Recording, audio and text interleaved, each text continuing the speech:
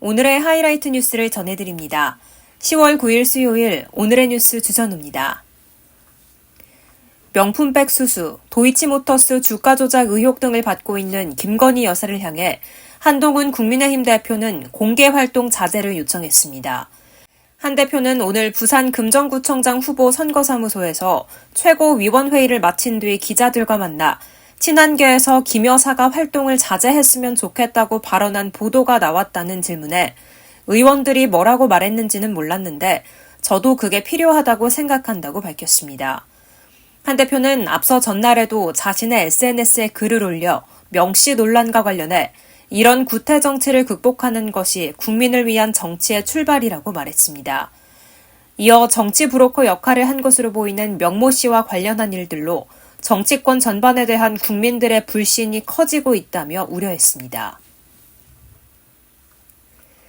최강 등급의 허리케인 밀턴이 미국 플로리다로 향하고 있습니다. 밀턴의 중심은 9일 밤 플로리다 중서부 해안에 상륙해 다음 날인 10일 플로리다 중부를 가로질러 동북동쪽으로 빠져나갈 것으로 보고 있습니다. 최대 236조 원의 피해가 예상되며 우려가 커지고 있습니다. 플로리다 반도 중북부에는 최대 460mm의 폭우가 내릴 것으로 전망됩니다. 플로리다의 주요 시설은 하나둘씩 셧다운되고 있습니다. 조 바이든 미국 대통령은 독일, 앙골라 순방 계획을 연기하고 허리케인 밀턴 피해 대응에 총력을 기울이기로 했습니다. 북한이 남측과 연결하는 도로와 철길을 완전히 차단하고 국경을 영구 차단, 봉쇄하는 요새화 공사를 진행한다고 선언했습니다. 그러면서 요새화 공사와 관련해 오해와 우발적 충돌 방지를 위해 미군 측에 전화 통지문을 발송한 사실도 함께 공개했습니다. 지난해 말 김정은 국무위원장이 남북 관계를 적대적 두 국가로 규정하고 난 뒤 경의선과 동해선 등 도로와 철로를 철거한 모습이 위성사진을 통해 일부 공개됐었는데 이를 전면 공식화한 셈입니다. 북한은 이번 조치는 한국에서 진행되는 군사훈련과 미국 전략자산 전개 때문이라고 밝혔습니다. 합동참모본부는 우리 군은 일방적 현상 변경을 기도하는 북한의 어떠한 행동도 결코 좌시하지 않을 것이라며 이로 인해 발생하는 모든 사태의 책임은 북한에 있음을 분명히 경고한다고 밝혔습니다.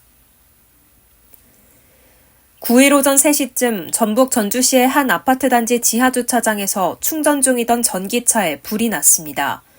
소방당국은 아파트 직원 신고를 받고 특수 진압차를 비롯한 장비 34대와 인원 84명을 투입해 1시간 만에 불길을 잡았습니다.